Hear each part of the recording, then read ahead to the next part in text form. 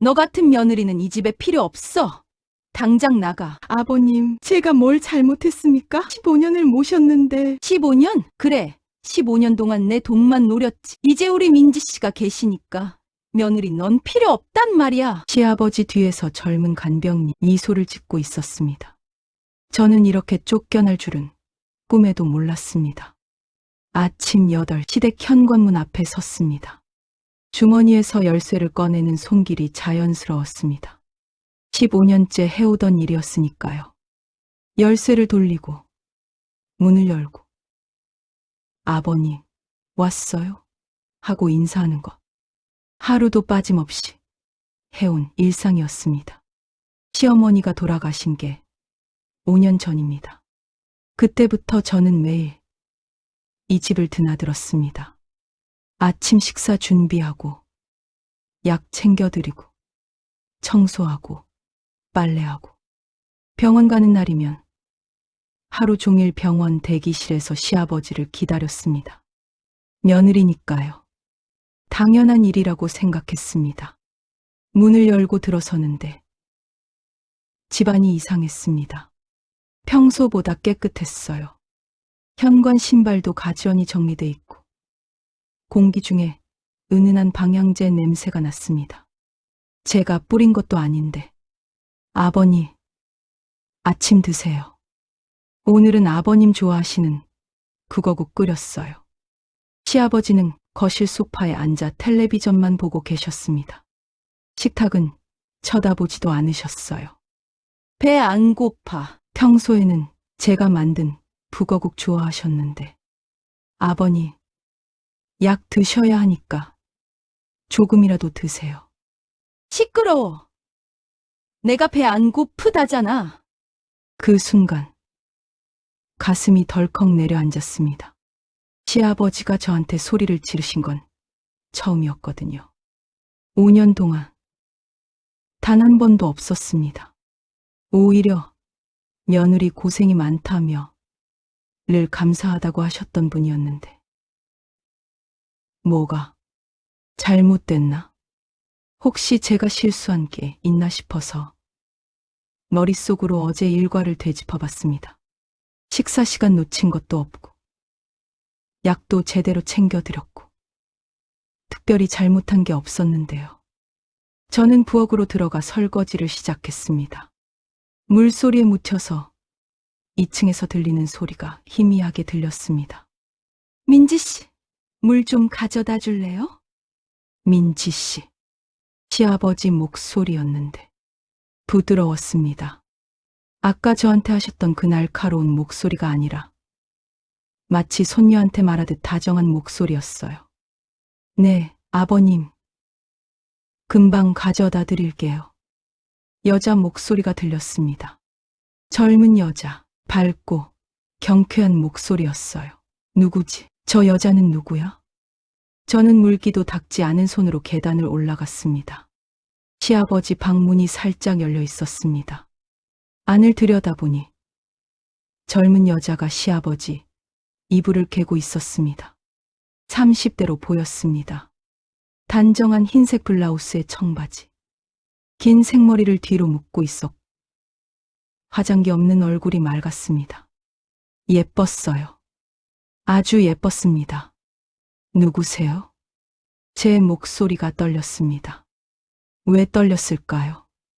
지금 생각해보면 그때 이미 본능적으로 알았던 것 같습니다. 저 여자가 제 자리를 빼앗으러 왔다는 걸. 아, 안녕하세요. 저는 시니어 케어 소속 간병인 김민지라고 해요.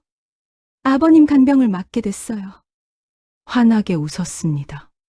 치아가 하얗고 가지런했어요. 목소리도 상냥했고요. 완벽한 미소였습니다. 너무 완벽해서 오히려 가짜 같았습니다. 간병인요. 제가 돌봐드리는데 왜? 내가 부른 거야. 며느리, 너는 매일 오지도 못하잖아. 난 전문적으로 케어해줄 사람이 필요해.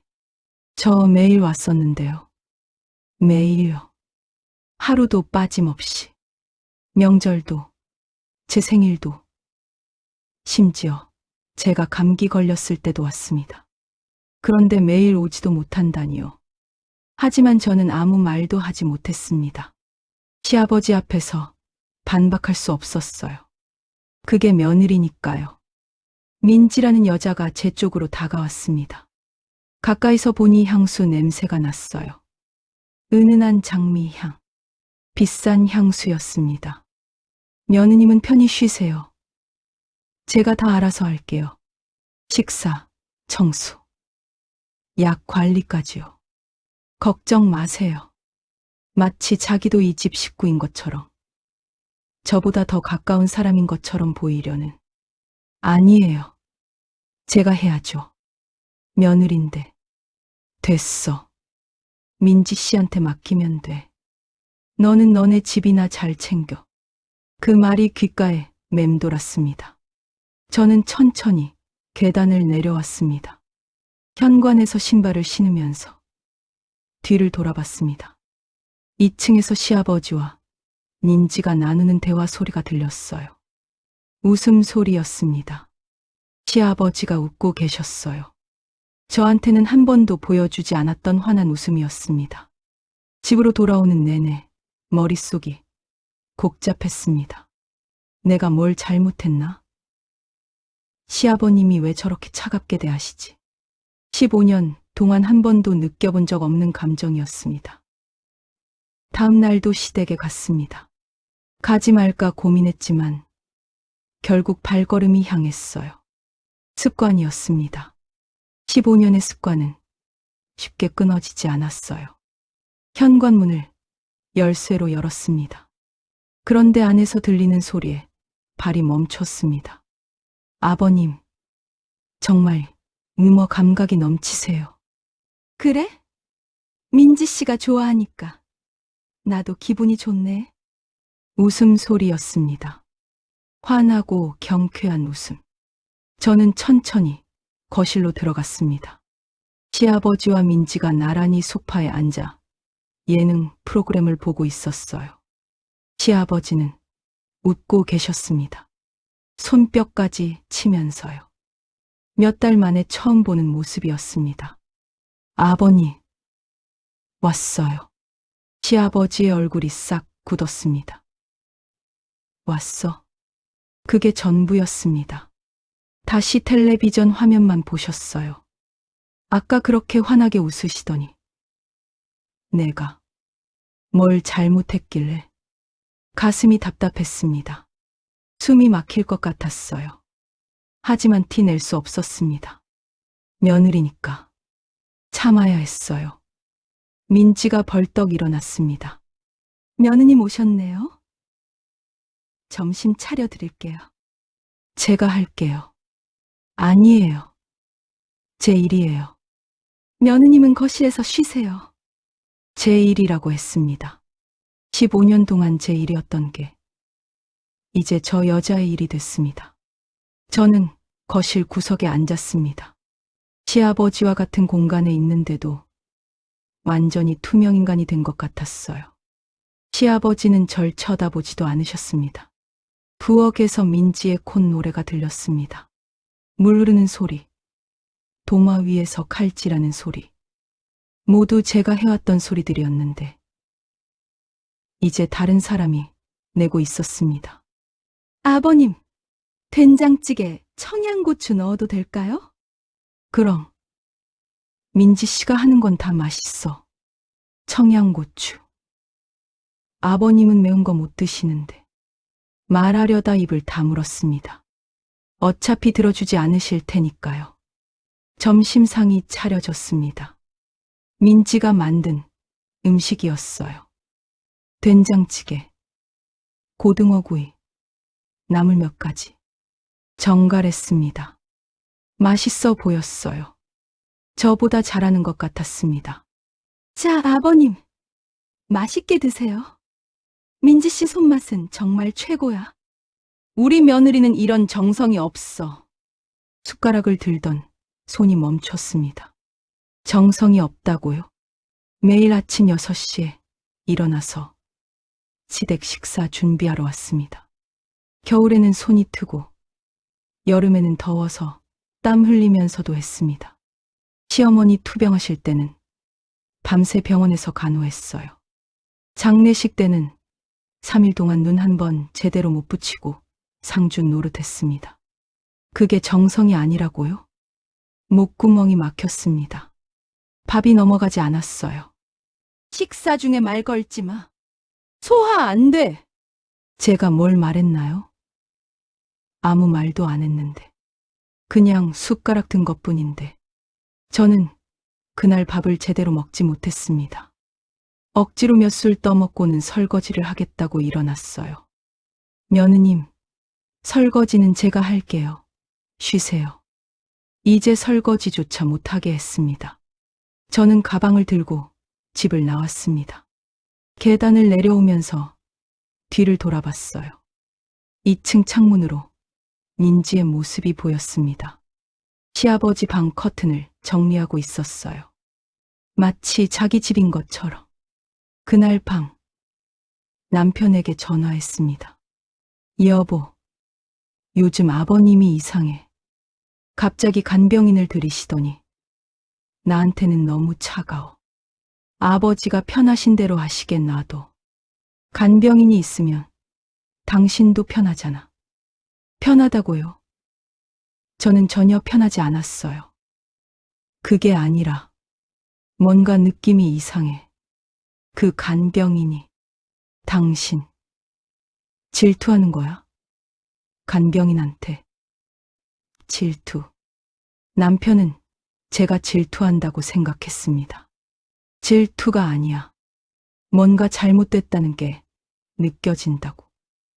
하지만 그 말은 입 밖으로 나오지 않았습니다. 됐어. 나 바빠. 쓸데없는 생각하지 말고.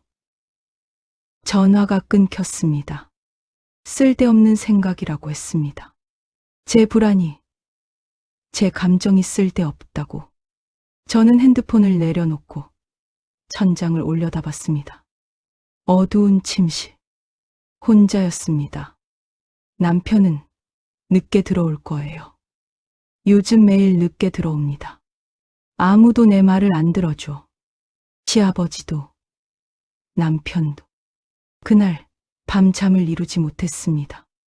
머릿속에서 시아버지의 차가운 목소리가 계속 맴돌았어요. 너네 집이나 잘 챙겨.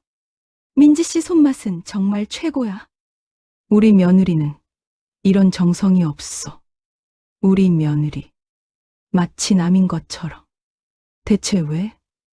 내가 뭘 잘못했지? 다음 날 아침, 저는 시댁에 갔습니다. 가지 말까 진지하게 고민했어요. 하지만 그냥 포기할 수 없었습니다. 15년을 그렇게 보냈는데 며칠 사이에 모든 게 바뀐다는 게 말이 안 됐어요. 뭔가 이유가 있을 거야. 시아버님이 원래 저런 분이 아니니까. 열쇠를 꺼내 문을 열려고 했는데 열리지 않았습니다. 다시 열쇠를 돌려봤습니다. 여전히 열리지 않았어요. 문이 안에서 잠긴 것 같았습니다. 설마 자물쇠를 바꾸신 건 아니겠지. 가슴이 쿵쿵 뛰기 시작했습니다. 손이 떨렸어요. 초인종을 눌렀습니다.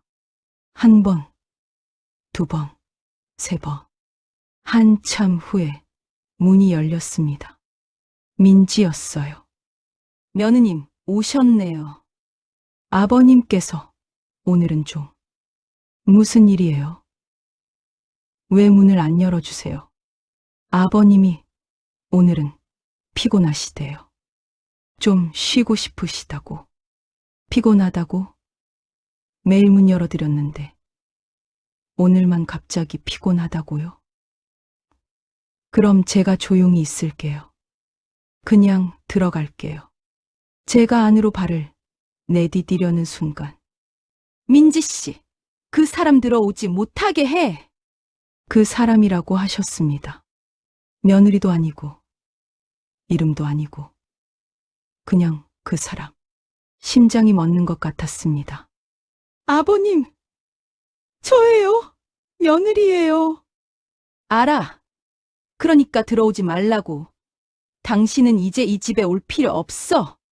필요 없다고요. 15년 동안 필요했던 사람이 갑자기 필요 없어졌습니다. 민지 씨가 다 해주니까 당신은 필요 없단 말이야. 당신 같은 며느리는 이 집에 필요 없어. 당장 나가. 민지가 저를 바라봤습니다. 난처한 표정이었어요. 하지만 그 눈 속에 뭔가가 보였습니다. 미소. 아주 희미한, 거의 보이지 않는 미소. 승리의 미소였습니다. 저 여자, 지금 웃고 있어. 15년? 그래, 15년 동안 내 돈만 노렸지. 돈을 노렸다고요? 저는 시댁에서 돈을 받은 적이 없었습니다. 오히려 명절 때마다 용돈을 드렸어요. 시어머니 장례식 비용도 제 적금 깨서 보탰습니다. 이제 나한테 말대꾸까지 해? 나가. 당장 나가라고. 문이 닫혔습니다. 저는 현관 앞에 멍하니 서 있었습니다. 다리에 힘이 풀려서 대단 난간을 붙잡았어요. 이게 뭐지? 이게 대체 뭐야? 15년이었습니다. 시어머니 돌아가시고 혼자 계신 시아버지를 위해 매일 이 집에 왔습니다. 제 집보다 더 자주 왔어요. 제 생일도 있고 친구들 만나는 것도 포기하고 오직 시아버지 건강만 챙겼습니다. 그 15년이 한순간에 부정당했습니다. 돈을 노렸다고, 정성이 없다고, 필요 없다고. 저는 비틀거리며 계단을 내려왔습니다. 한 계단, 한 계단 내려올 때마다 머릿속이 하얘졌어요. 이건 아니야. 시아버님은 원래 저런 분이 아니셔. 온화하셨습니다. 시어머니 살아계실 때는 며느리 수발하느라 고생한다며 용돈도 주셨어요. 돌아가시고 나서도 고맙다. 내가 있어서 든든하다 하셨습니다. 그런 분이 갑자기 변했습니다. 3일 사이 대체 뭐가 잘못된 거지? 그때 무의식적으로 뒤를 돌아봤습니다. 2층 시아버지 방 창문. 그곳에 민지가 서 있었습니다. 저를 내려다보고 있었어요. 그리고 웃고 있었습니다. 차갑고 계산적인 미소. 마치 이미 모든 게 자기 계획대로 흘러가고 있다는 듯한. 그 순간 번개처럼 깨달았습니다. 이건 우연이 아니야. 저 여자가 뭔가를 하고 있었습니다. 시아버지를 조종하고 저를 밀어내고 이 집을 차지하려는. 이건 전쟁이다. 주먹을 꽉 쥐었습니다. 손톱이 손바닥에 박혔어요. 저는 물러서지 않을 겁니다. 15년을 그렇게 바쳤는데 며칠 사이에 나온 젊은 여자한테 밀려날 수는 없었어요. 좋아. 원하는 게 뭔지 알아내고 말겠어. 그리고 막을 거야. 저는 시댁 건물을 올려다봤습니다. 저 안에서 무슨 일이 벌어지고 있는지, 시아버지가 왜 갑자기 변했는지, 민지가 뭘 노리는지 반드시 밝혀낼 겁니다. 그리고 다시 돌려놓을 겁니다. 제 자리를, 제 15년을 절대 포기하지 않을 겁니다. 저는 시댁에 가지 못했습니다. 정확히는 갈 수가 없었어요. 문이 안에서 잠겨 있었으니까요. 남편은 출근했고 저는 텅 빈 거실에서 시계만 바라봤어요. 핸드폰을 들었습니다. 시아버지 전화번호를 눌렀어요. 신호음이 울렸습니다. 받지 않으셨습니다. 세 번째 전화에 연결됐습니다. 하지만 시아버지 목소리가 아니었습니다. 네, 며느님이세요? 저 민지예요. 아버님은 지금 주무시고 계세요. 자고 계세요. 지금 낮인데요. 요즘 밤에 잘 주무시지 못하셔서요. 낮잠 주무시게 하고 있어요. 밤에 잘 못 주무신다고요? 시아버지는 원래 밤에 푹 주무시는 분이었습니다. 시어머니가 돌아가시기 전까지는요. 제가 오후에 다시 전화 드릴게요. 며느님 괜찮으시면 당분간은 전화 조금만 줄여주시면 안 될까요? 아버님이 전화 오시면 좀 예민해지시더라고요. 전화를 줄이라고요. 며느리인 제가 시아버지한테 전화하는 걸 줄이라고요. 아버님 컨디션이 안 좋으신가 봐요. 제가 가서 뵙겠습니다. 아, 그게 아버님이 당분간은 좀 혼자 계시고 싶다고 하셨어요.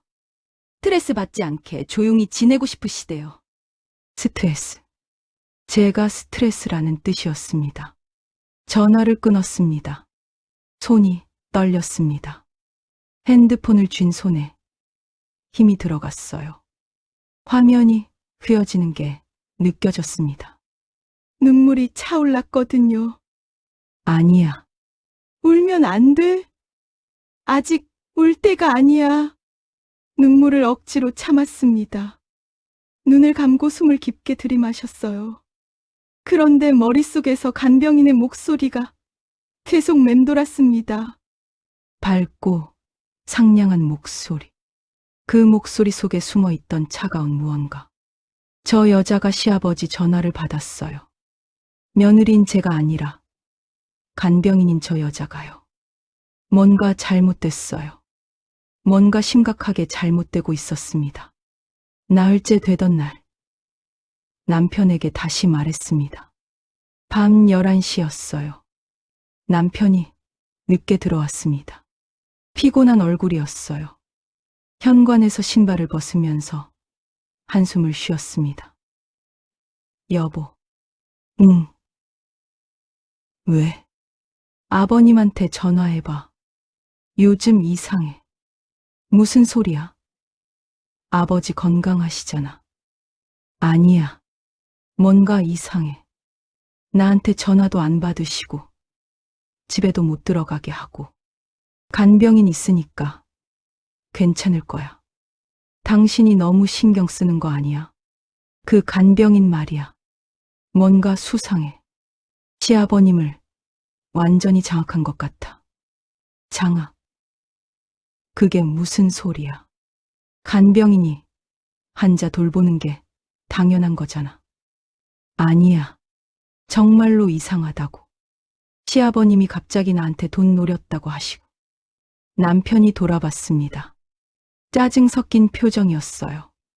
당신 지금 질투하는 거지. 간병인한테 아버지 뺏긴 것 같아서. 질투가 아니라고요. 제발 좀 들어주세요. 제 말을 좀 믿어주세요. 하지만 그 말은 입 밖으로 나오지 않았습니다. 나 피곤해. 쓸데없는 얘기 그만하고 자. 남편은 침실로 들어갔습니다. 저는 거실에 혼자 남았습니다. 쓸데없는 얘기. 또 그 말이었습니다. 제 불안이 쓸데없다고. 제 걱정이 쓸데없다고. 아무도 제 말을 들어주지 않았습니다. 시아버지도, 남편도, 아무도. 저는 소파에 앉아 천장을 올려다봤습니다. 어두운 거실. 혼자였어요.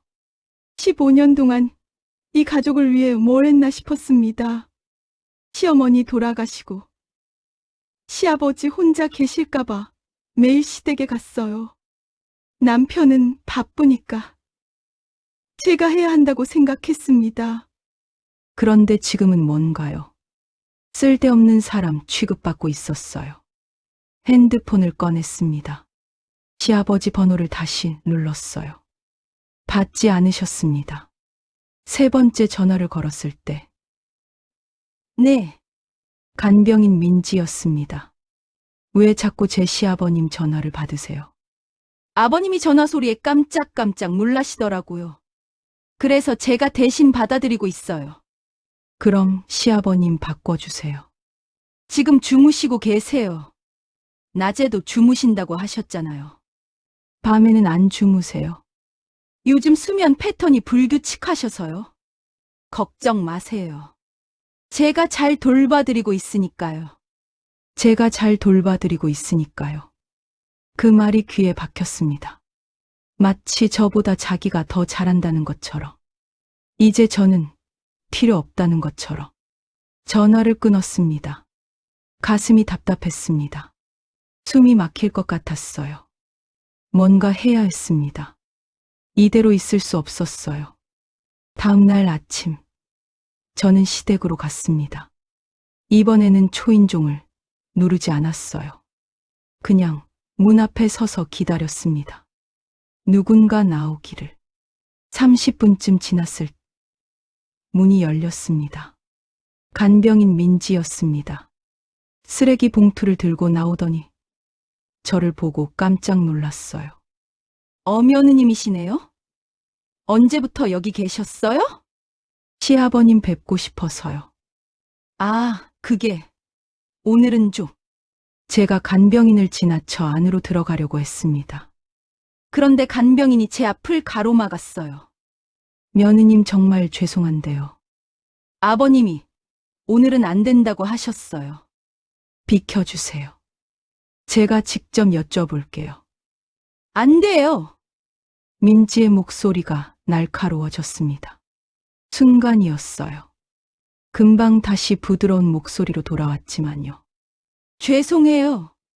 그게 아니라 아버님 컨디션이 안 좋으셔서요. 오늘은 정말 안 될 것 같아요. 그때 안에서 시아버지 목소리가 들렸습니다. 민지 씨, 누구야? 아무도 아니에요. 아버님, 택배 왔어요. 간병인이 저를 보며 난처한 표정을 지었습니다. 하지만 그 눈빛은 차갑더군요. 며느님 내일 오시면 안 될까요? 제가 연락드릴게요. 문이 닫혔습니다. 저는 또 문 앞에 혼자 남았습니다. 저를 택배라고 했습니다. 며느리가 왔는데 시아버지한테 말도 안 하고 택배라고 거짓말을 했어요. 손이 떨렸습니다. 분노 때문이었는지, 슬픔 때문이었는지 구분이 안 됐어요. 저는 계단을 내려왔습니다. 그리고 근처 카페에 앉았습니다.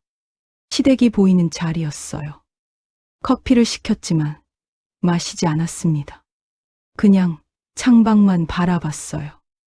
1시간쯤 지났을 때 간병인 민지가 나왔습니다. 손에 장바구니를 들고 있었어요. 마트에 가는 모양이었습니다. 저는 간병인이 사라지는 걸 확인한 후 다시 시댁으로 갔습니다. 초인종을 눌렀습니다.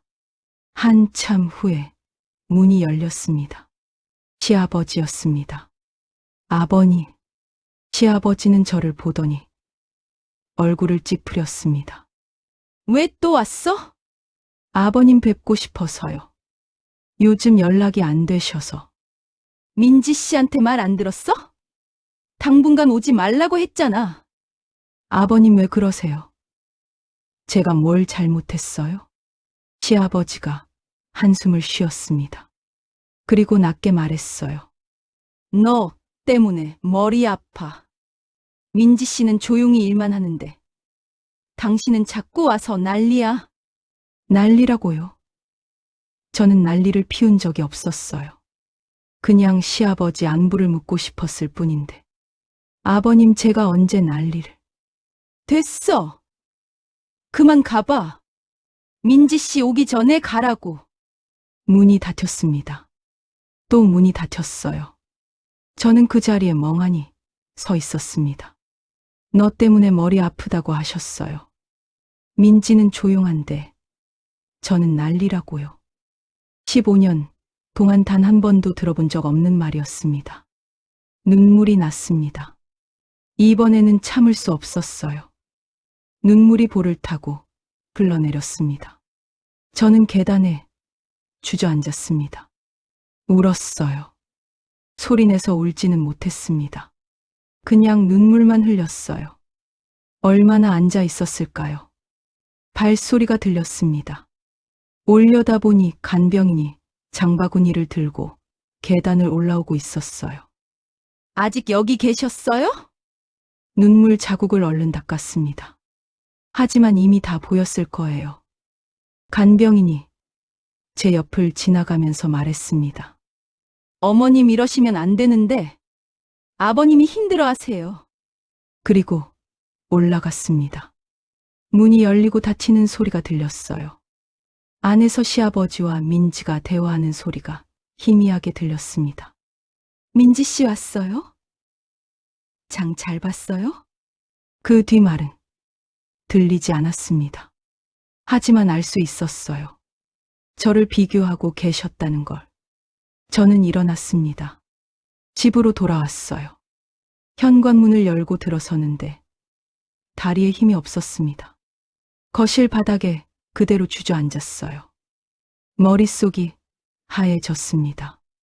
이제 어떻게 해야 하나? 시아버지는 저를 완전히 밀어내셨어요. 남편은 제 말을 안 들어줘요. 아무도 제 편이 아니었습니다. 그냥 포기할까요? 더 이상 시댁에 가지 말까요? 하지만 그럴 수 없었어요. 15년이었습니다. 15년을 그렇게 바쳤는데 며칠 사이에 나타난 젊은 여자한테 다 빼앗길 수는 없었어요. 일주일이 지났습니다. 저는 시댁에 가지 않았어요. 전화도 하지 않았습니다. 남편한테도 더 이상 말하지 않았고요. 그냥 집에 있었습니다. 아무것도 하지 않고 소파에 앉아 있었어요. 무기력했습니다. 뭘 해야 할지 몰랐어요. 그러던 어느 날 저녁, 남편이 심각한 표정으로 들어왔습니다. 평소보다 일찍 왔어요. 그리고 소파에 앉더니 저를 불렀습니다. 여보, 잠깐 앉아봐. 남편 목소리가 무거웠습니다. 저는 남편 옆에 앉았어요. 무슨 일이야? 오늘 아버지한테 전화 왔어. 심장이 쿡 떨어졌습니다. 뭐라고 하셨는데? 남편이 한숨을 쉬었습니다. 그리고 천천히 말했어요. 아버지가 당신을 더 이상 집에 오지 못하게 하래. 뭐라고? 정식으로 출입을 금지하겠대. 당신이 자꾸 와서 본인 스트레스 받는다고. 출입 금지. 정식으로 출입을 금지한다고요. 그게 무슨.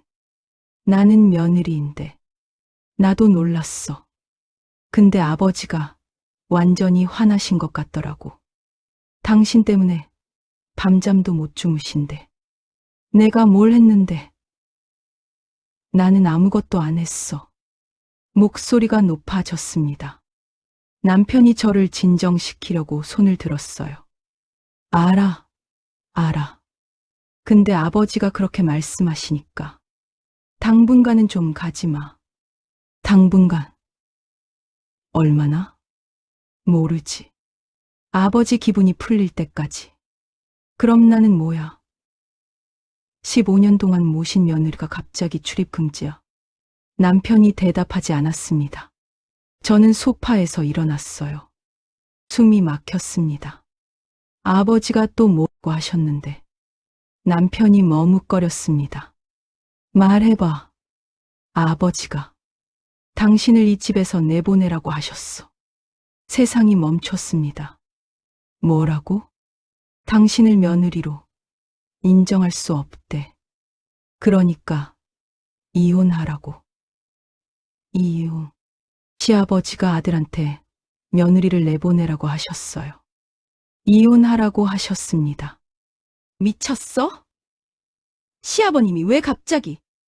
나도 모르겠어. 근데 아버지가 그렇게 말씀하시니까. 그래서 당신은 뭐라고 했어? 남편이 고개를 숙였습니다. 일단 알겠다고 했어. 일단 알겠다고요? 며느리를 내보내라는 말에 일단 알겠다고 대답했다고요? 당신 미쳤어. 나는 당신 아내야. 15년 동안 시댁 모신 아내라고. 알아. 근데 아버지가 너무 화나셔서 일단 진정시켜야 할 것 같아서. 진정.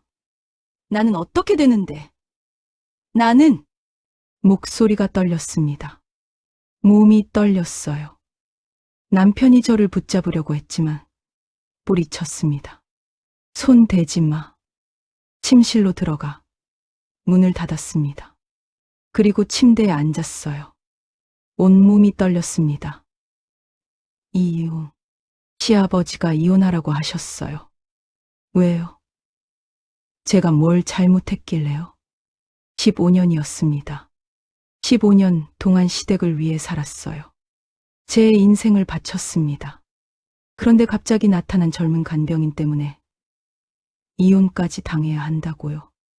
눈물이 났습니다. 이번에는 펑펑 울었어요. 소리 내서 울었습니다. 억울했습니다. 너무 억울했어요. 얼마나 울었을까요? 어느 순간 눈물이 멈췄습니다. 그리고 머릿속이 차가워졌어요. 아니야. 이렇게 당하고만 있을 수 없어. 저는 침대에서 일어났습니다. 거울을 봤어요. 눈이 퉁퉁 부은 제 얼굴이 보였습니다. 하지만 눈빛은 달라져 있었어요. 더 이상 우는 사람의 눈이 아니었습니다. 싸울 사람의 눈이었어요. 시아버지가 갑자기 변하셨어요. 3일 사이에요.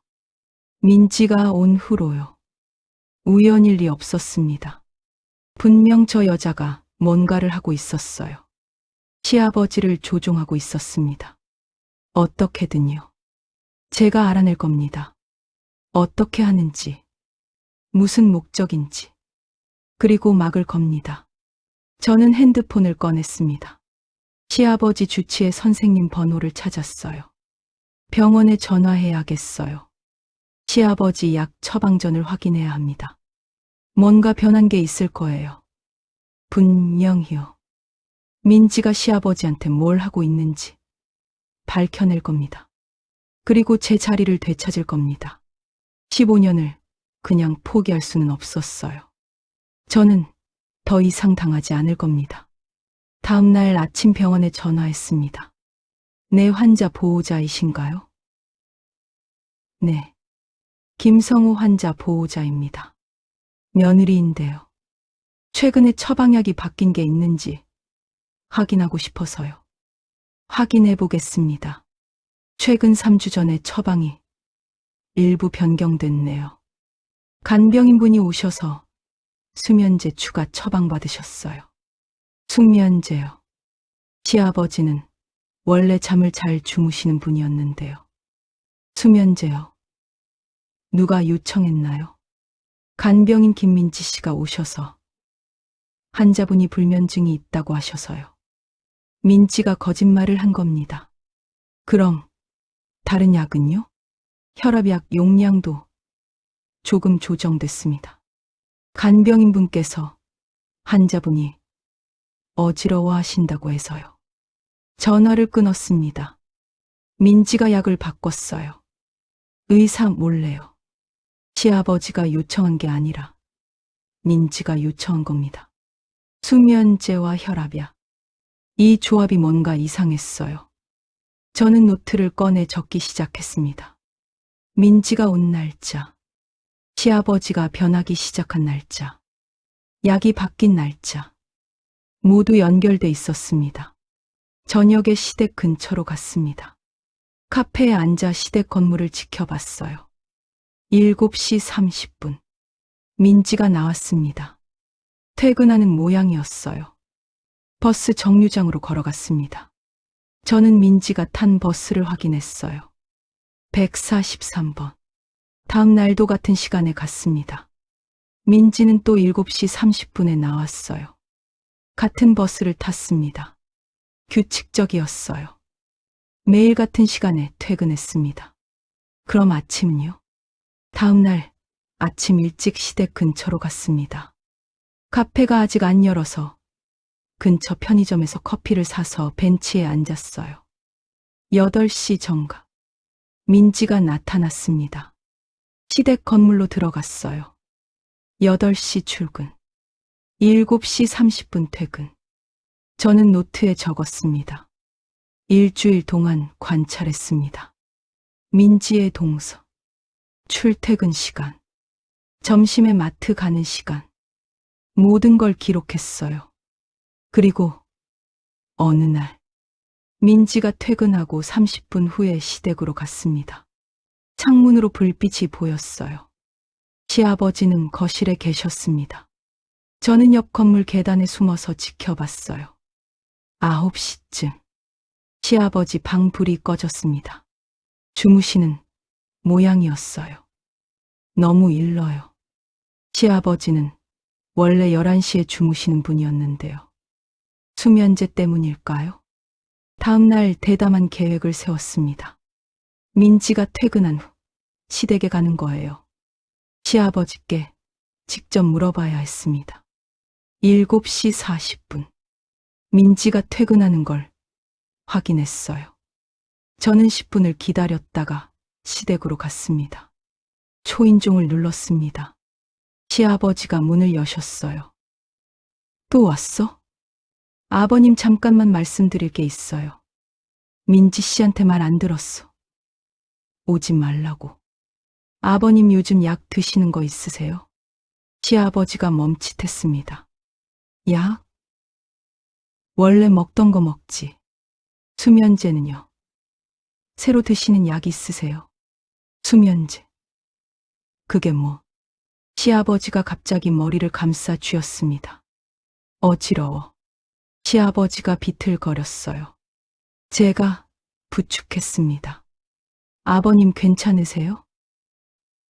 몰라. 요즘 자꾸 이래. 민지 씨가 뭐라고 했더라. 시아버지 말이 어눌해졌어요. 초점이 흐려지는 것 같았습니다. 아버님 병원 가셔야 해요. 아니야. 괜찮아. 쉬면 돼. 시아버지가 거실 소파에 앉으셨어요. 그리고 눈을 감았습니다. 제가 부엌으로 갔습니다. 찬장을 열어봤어요. 약통들이 있었습니다. 시아버지 이름이 적혀 있었어요. 하나씩 확인했습니다. 혈압이야. 당뇨야. 그리고 수면제. 수면제 라벨을 자세히 봤어요. 복용법이 적혀 있었습니다. 하루 일정. 취침 전 복용. 그런데 약통을 흔들어 보니 약이 별로 없었어요. 처방받은 지 2주밖에 안 됐는데 거의 다 먹었습니다. 이상했어요. 하루 일정이면 아직 많이 남아 있어야 하는데요. 혹시 더 많이 먹이고 있는 건가요? 그때 현관문이 열리는 소리가 들렸습니다. 아버님, 제가 왔어요. 민지 목소리였어요. 저는 재빨리 약통을 제자리에 놓고 부엌에서 나왔습니다. 민지가 저를 보더니 얼굴이 굳었어요. 며느님, 왜 여기 계세요? 시아버님이 어지러워하셔서요. 민지가 시아버지께 다가갔습니다. 아버님 괜찮으세요? 민지 씨. 왔어. 네, 제가 약 깜빡하고 안 가져가서 다시 왔어요. 아버님 약 드셔야죠. 약이요? 지금 또 약을 드시라고요? 아버님 아까 어지러워하셨는데 약을 드셔도 되나요? 민지가 저를 쳐다봤어요. 어머님은 모르시는 게 좋을 것 같은데요. 전문 간병인인 제가 알아서 할게요. 전문 간병인이 왜 수면제를 과다 복용시켜요? 순간 공기가 얼어붙었습니다. 민지의 표정이 변했어요. 뭐라고요? 수면제요. 처방받은 지 2주밖에 안 됐는데 거의 다 떨어졌던데요. 그거 아버님이 잠을 못 주무셔서 하루 일정 복용인데 2주 만에 다 떨어졌어요. 계산이 안 맞죠? 민지가 입술을 깨물었습니다. 어머니, 지금 저를 의심하시는 거예요? 의심이 아니라 사실을 말하는 거예요. 그리고 시아버님께 무슨 짓을 하고 있는지 알아낼 거예요. 나가주세요. 지금 당장요. 민지 목소리가 낮아졌습니다. 위협적이었어요. 아버님은 제가 모시겠습니다. 나가라고요. 저는 시아버지를 바라봤습니다. 시아버지는 소파에 기대어 눈을 감고 계셨어요. 저를 보지도 못하셨습니다. 더 있어봤자 소용없었어요. 민지가 있는 한 시아버지와 제대로 대화할 수 없었습니다. 저는 집을 나왔습니다. 하지만 이제 확신했어요. 민지가 뭔가를 하고 있다는 거요. 숙면제 과다 복용. 시아버지를 조종하고 있는 겁니다. 집으로 돌아와 노트를 펼쳤습니다. 지금까지 알아낸 것들을 정리했어요. 민지가 의사 몰래 수면제 처방받음.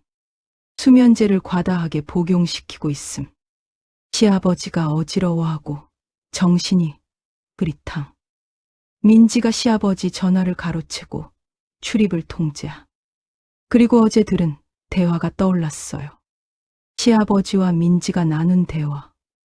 제가 계단에서 들었던 그 대화요. 재산. 혼자 살겠다. 그 단어들이 머릿속에 맴돌았습니다. 민지가 원하는 게 뭘까요? 시아버지 재산이요. 저는 컴퓨터를 켰습니다. 인터넷에 간병인 사기를 검색했어요. 많은 기사가 나왔습니다. 노인을 대상으로 한 간병인 범죄, 재산 갈취, 통장 빼돌리기.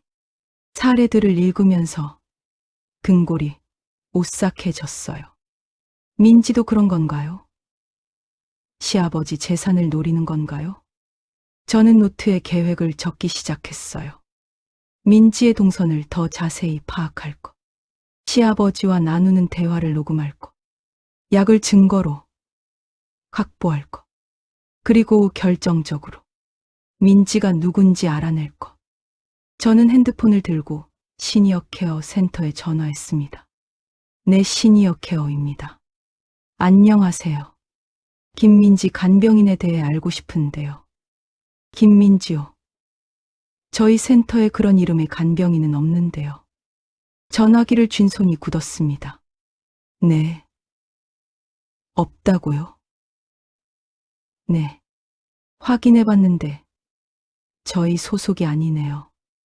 혹시 다른 센터 아닐까요? 민지는 시니어 케어 소속이 아니었어요. 거짓말을 한 겁니다. 그럼 민지는 대체 누구죠? 심장이 빠르게 뛰기 시작했습니다.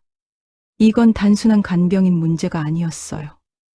민지는 처음부터 계획을 가지고 시아버지께 접근한 겁니다. 저는 노트에 크게 적었어요. 다음 날 오후 낯선 번호로 전화가 왔습니다. 받을까 말까 망설였어요. 요즘 스팸 전화가 많았거든요. 하지만 뭔가 이끌리듯 받았습니다. 여보세요? 혹시 김성우 아버님 며느리분이세요? 여자 목소리였어요. 40대쯤 되는 것 같았습니다. 네, 맞는데요. 누구시죠? 저는 이지은이라고 해요. 3개월 전에 아버님 댁에서 잠깐 일했던 간병인이에요. 간병인이요. 3개월 전에요. 3개월 전에요. 저는 처음 듣는데요. 아, 그러실 거예요. 제가 딱 일주일만 일했거든요. 그때 며느리분은 안 계셨어요. 일주일. 제가 그때 친정 어머니가 편찮으셔서 일주일 동안 친정에 있었어요. 무슨 일로 전화하신 건가요? 전화기 너머로 한숨 소리가 들렸습니다. 사실 지금 그 집에 김민지라는 간병인 있죠. 심장이 쿵 하고 뛰었습니다. 어떻게 아세요? 제 친구가 옆 동에 살아요. 우연히 봤대요. 민지가 그 집에 출입하는 거요. 그래서요? 며느리분, 그 여자 조심하세요. 조심하라고요? 무슨 뜻이죠? 민지, 저 알아요. 예전에 같은 회사에서 일했거든요. 그 여자 간병인 자격증도 없어요. 자격증이 없다고요? 그럼 노인들 집에 접근하는 게 일이에요. 재산 빼돌리는 거요. 이미 2~3건 했어요. 손이 떨렸습니다. 확실해요? 네. 제가 그 여자 때문에 일 그만뒀어요. 양심상같이 일할 수 없어서요. 그런데 또 이런 짓을 하고 있더라고요. 그럼 왜 신고 안 하셨어요? 이지은이 쓴웃음을 지었어요. 증거가 없어요. 민지는 아주 교묘하게 해요. 노인들이 자발적으로 돈을 주게 만들거든요. 법적으로는 문제가 안 돼요. 자발적으로요. 그래서 약으로 정신을 비게 만드는 건가요? 아버님 약은요? 혹시 아버님 약에 대해 아는 거 있으세요? 약이요? 무슨 약요? 숙면제요. 민지가 시아버님께 수면제를 과다하게 먹이고 있는 것 같아요. 잠시 침묵이 흘렀습니다. 그럼 이미 시작된 거네요. 뭐가 시작됐다는 거죠? 민지, 수법이요. 먼저 약으로 노인 정신을 그게 만들어요.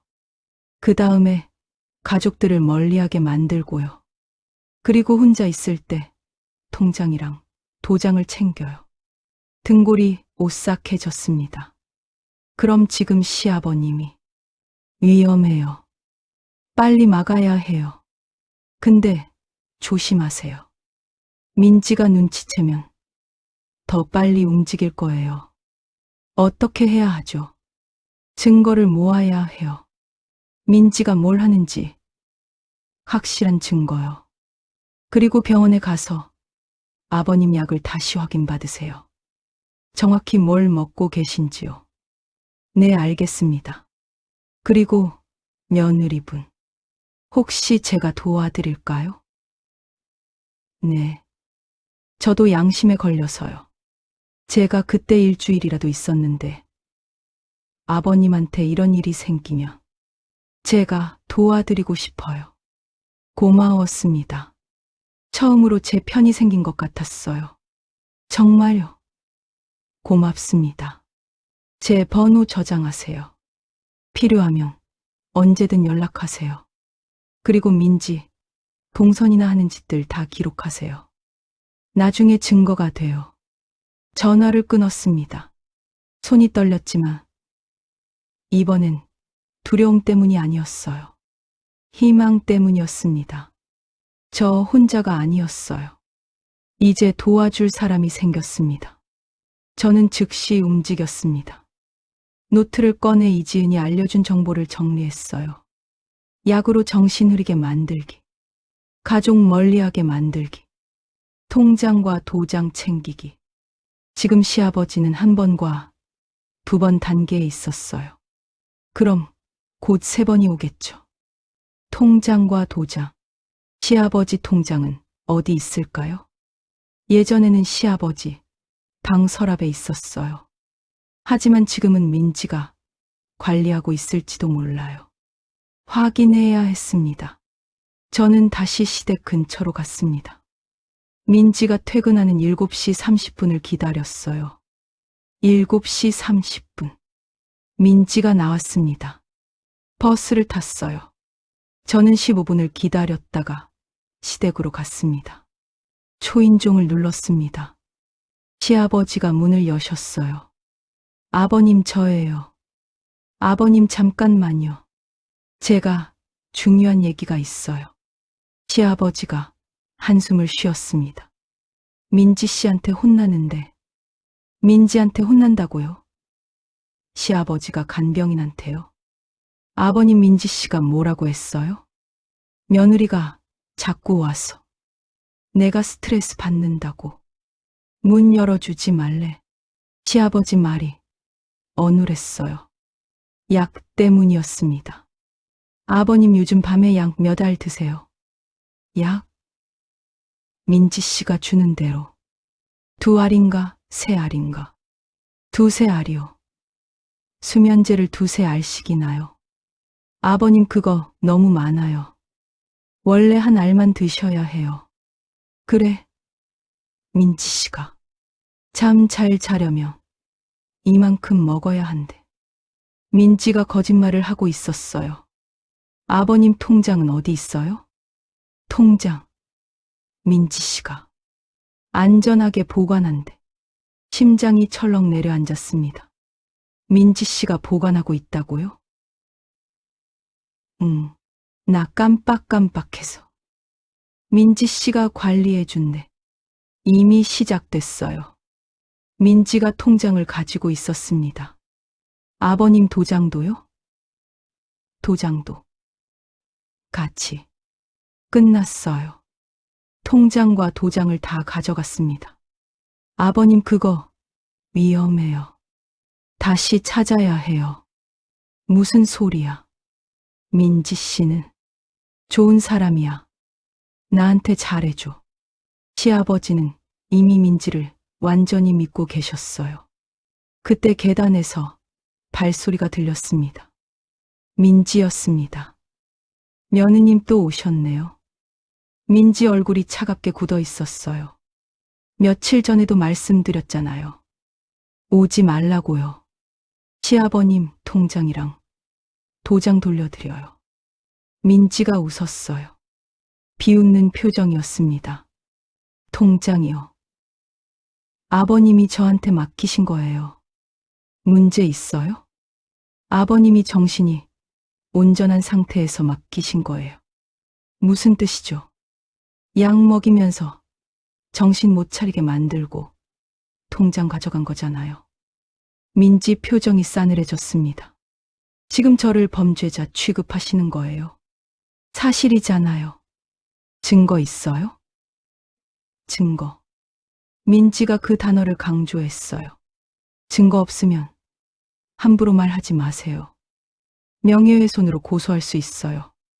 민지가 문 쪽으로 다가왔습니다. 이제 진짜 나가주세요. 안 그러면 경찰 부를 거예요. 저는 시아버지를 봤어요.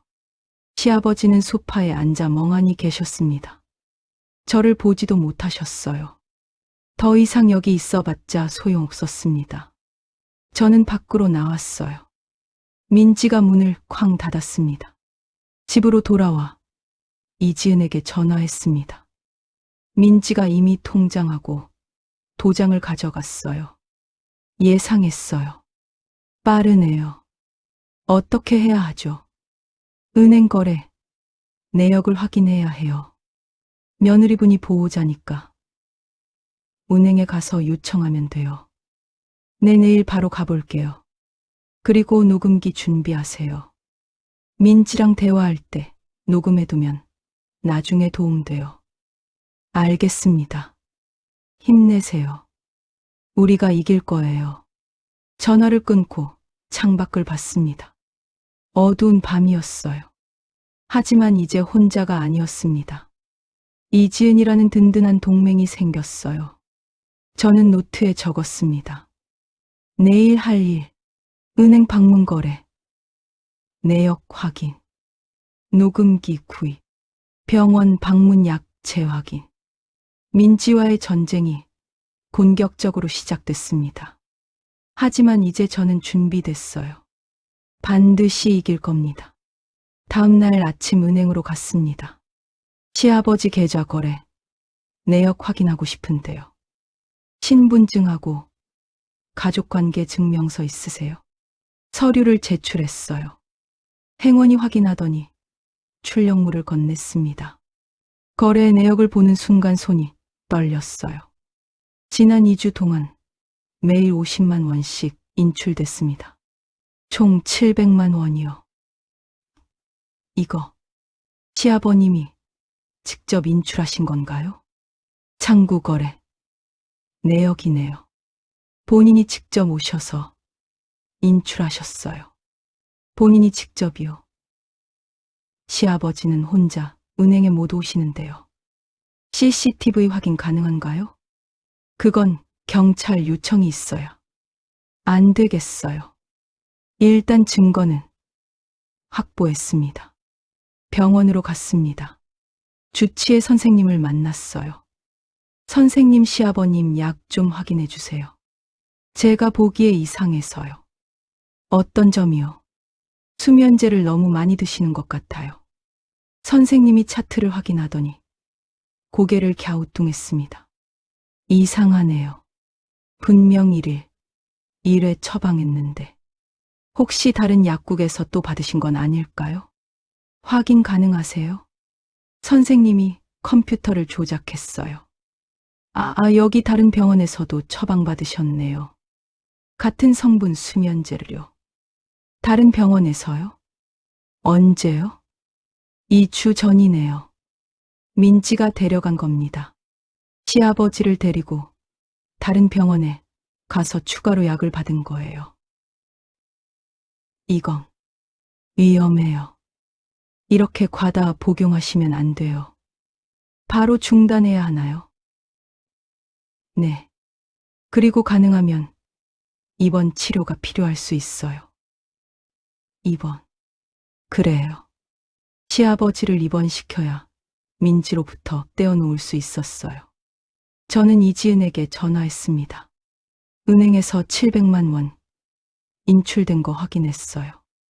그리고 약도 이중으로 처방받았대요. 이제 경찰에 신고해야 해요. 근데 시아버님이 직접 인출하셨다면 법적으로 문제가 안 되는 거 아니에요. 약물로 판단력을 흐리게 만든 상태에서 한 거잖아요. 사기죠. 경찰이 믿어줄까요? 의사소견서랑 약 처방 기록 있으면 가능해요. 일단 증거 더 모아요. 그날 저녁 시댁으로 갔습니다. 시아버지께 입원을 권유하려고요. 그런데 집이 이상했어요. 불이 꺼져 있었습니다. 창문으로 봐도 아무도 없는 것 같았어요. 초인종을 눌렀습니다. 아무 대답이 없었어요. 다시 눌렀습니다. 여전히 조용했습니다. 심장이 빠르게 뛰기 시작했어요. 이지은에게 전화했습니다. 집에 아무도 없어요. 뭐라고요? 불도 꺼져 있고 인기척이 없어요. 혹시 도망간 건가요? 도망이요. 민지가 시아버지를 데리고요. 남편한테 전화해 보세요. 남편에게 전화했습니다.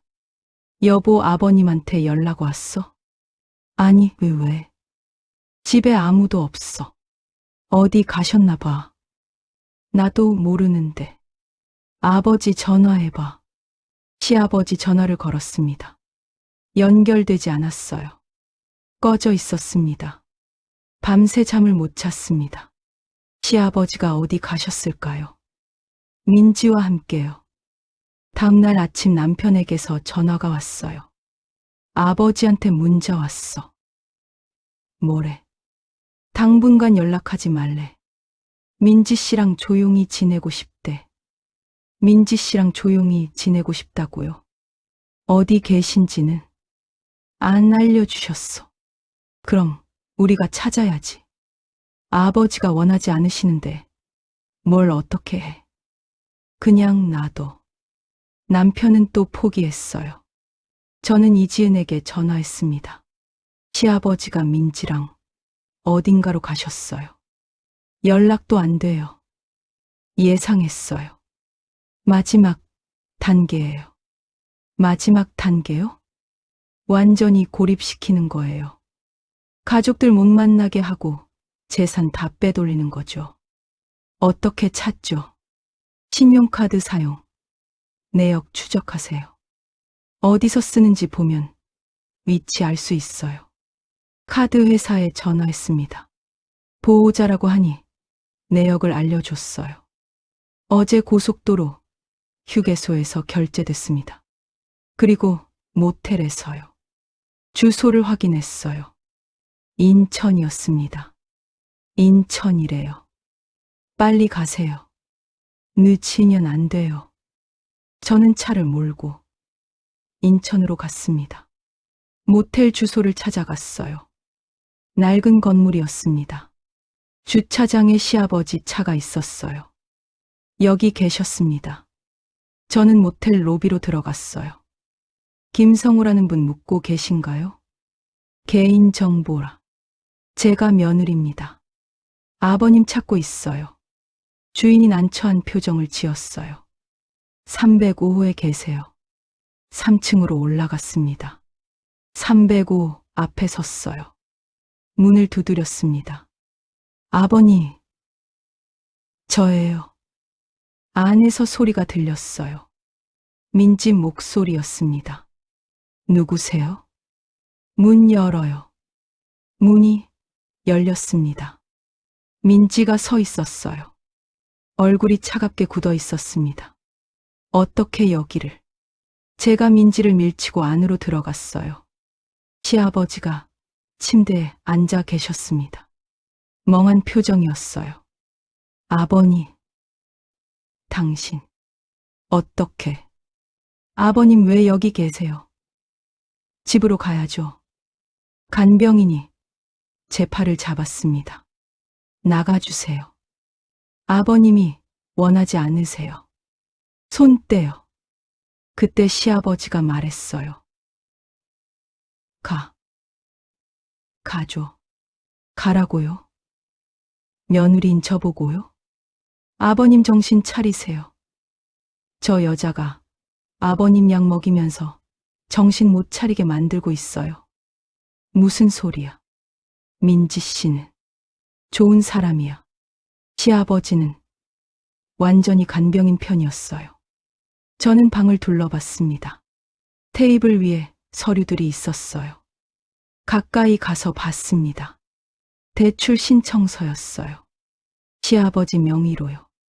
3억 원이요. 이게 뭐예요? 민지 얼굴이 창백해졌습니다. 그거 대출 신청서잖아요. 시아버지 명의로 3억을 빌리려고 했던 거예요. 아버님이 필요하시다고 해서. 거짓말. 아버님은 저런 것도 모르실 정도로 약에 취해 계시잖아요. 저는 서류를 집어들었어요. 이거 증거예요. 경찰 신고할 거예요. 민지가 달려들어 서류를 빼앗으려고 했어요. 우리는 실랑이를 벌였습니다. 돌려줘요? 안 돼. 그때 시아버지가 벌떡 일어나셨어요. 그만해. 둘 다 그만해. 시아버지가 비틀거렸습니다. 제가 부축했어요. 아버님 괜찮으세요? 시아버지가 저를 밀쳤습니다. 손 대지 마. 당신 때문에 머리 아파. 그리고 쓰러지셨어요. 아버니, 119를 불렀습니다. 구급차가 왔고 시아버지는 병원으로 실려갔어요. 응급실에서 의사가 나왔습니다. 보호자분이세요? 네, 며느리입니다. 환자분 약물 과다 복용으로 보입니다. 지금 해독 치료 중이에요. 괜찮으세요? 다행히 빨리 오셔서 큰 문제는 없을 것 같습니다. 근데 이런 약을 누가 드린 거죠? 저는 민지를 가리켰어요.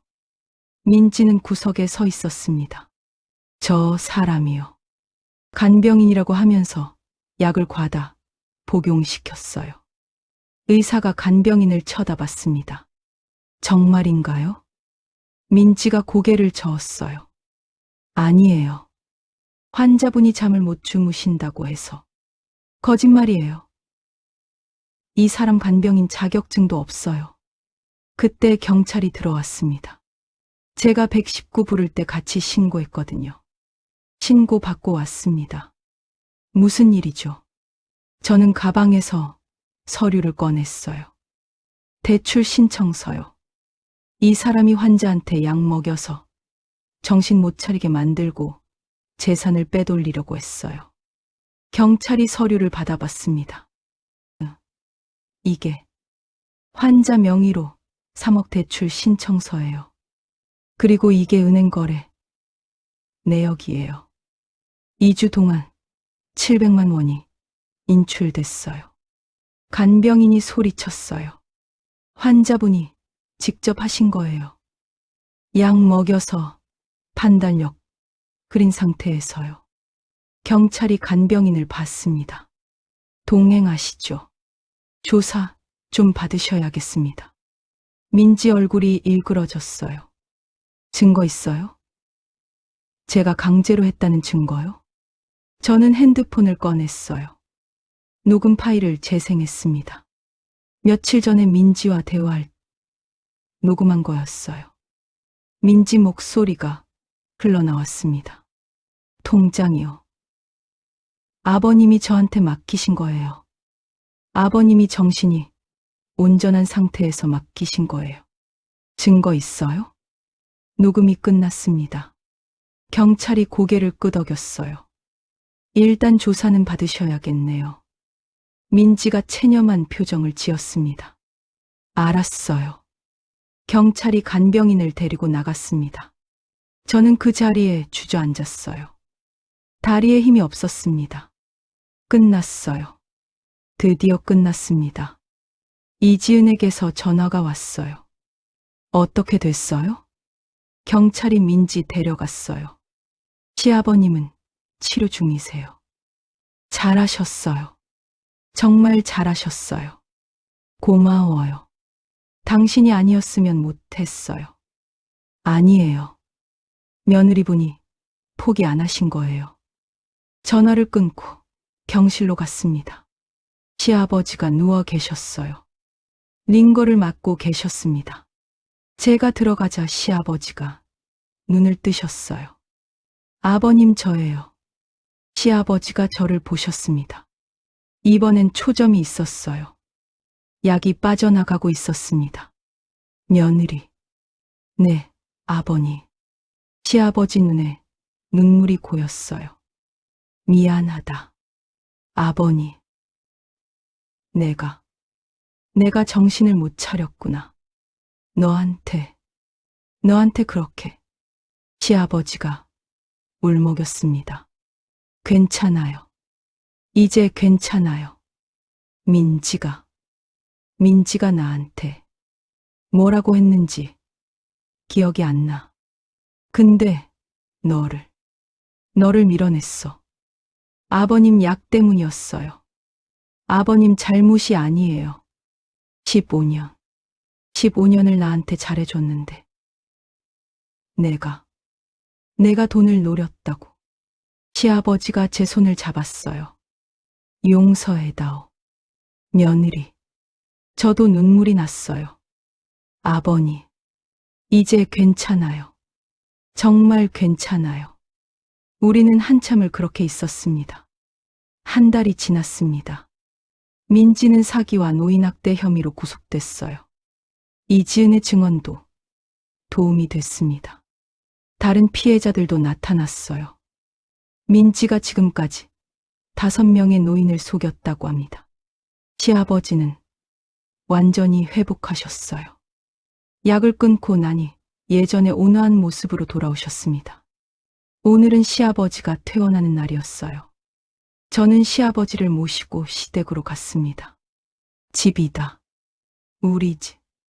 시아버지가 눈물을 글썽이셨어요. 다시 못 올 줄 알았어. 이제 괜찮아요. 제가 있잖아요. 거실에 들어서니 남편이 기다리고 있었어요. 아버지 오셨어요? 그래. 아들아. 남편도 눈시울이 붉어졌습니다. 아버지 죄송해요. 제가 진작 알았어야 했는데. 아니다. 내 잘못이 아니야. 시아버지가 저를 보셨어요. 며느리 덕분이야. 며느리가 포기 안 했으니까. 내가 살았어. 아버니. 5년. 아니 이제는 16년이구나. 16년 동안 고생만 시켰는데. 앞으로는 내가 잘할게. 시아버지가 제 손을 꼭 잡으셨어요. 진짜 고맙다. 우리 며느리. 그날 저녁 우리는 함께 식사를 했어요. 오랜만에 가족이 함께 했습니다. 시아버지는 제가 만든 북어국을 맛있게 드셨어요. 역시 며느리 손맛이 최고야. 이 맛이었어. 이 맛. 웃음이 났어요. 힘들었던 시간이 있었지만 이제는 괜찮았습니다. 며칠 후 이지은을 만났어요. 카페에서요. 정말 고마워요. 당신 없었으면 못했어요. 아니에요. 원래 제가 해야 할 일이었어요. 양심에 빚갚은 거예요. 다른 노인분들도 이런 일 겪고 계실까요? 이지은이 고개를 끄덕였어요. 많아요. 생각보다 훨씬 많아요. 가족들이 몰라서 그렇지. 우리가 도와드리면 안 될까요? 이지은이 저를 봤어요. 눈빛이 반짝였습니다. 정말요? 네. 제가 겪은 일이니까요. 같은 고통받는 분들 도와드리고 싶어요. 좋아요. 같이 해요. 우리는 악수를 했습니다. 새로운 시작이었어요. 그날 밤 집으로 돌아왔습니다. 거울을 봤어요. 한 달 전과 같은 얼굴이었지만 눈빛이 달랐습니다. 더 이상 무기력한 며느리가 아니었어요. 싸울 줄 아는 사람이었습니다. 포기하지 않는 사람이었어요. 15년. 아니, 16년. 그 시간이 헛되지 않았어요. 저는 제 자리를 지켜냈습니다. 가족을 지켰어요. 그리고 이제는 다른 사람들도 도울 겁니다. 창밖을 봤어요. 밤하늘에 별이 빛나고 있었습니다. 내일은 또 시댁에 가야죠. 시아버지 아침 식사 준비하러요. 하지만 이제는 달랐어요. 의무가 아니라 선택이었습니다. 사랑이었어요. 저는 미소 지었습니다. 그리고 편안한 마음으로 잠자리에 들었습니다. 긴 악몽은 끝났습니다. 새로운 아침이 기다리고 있었어요.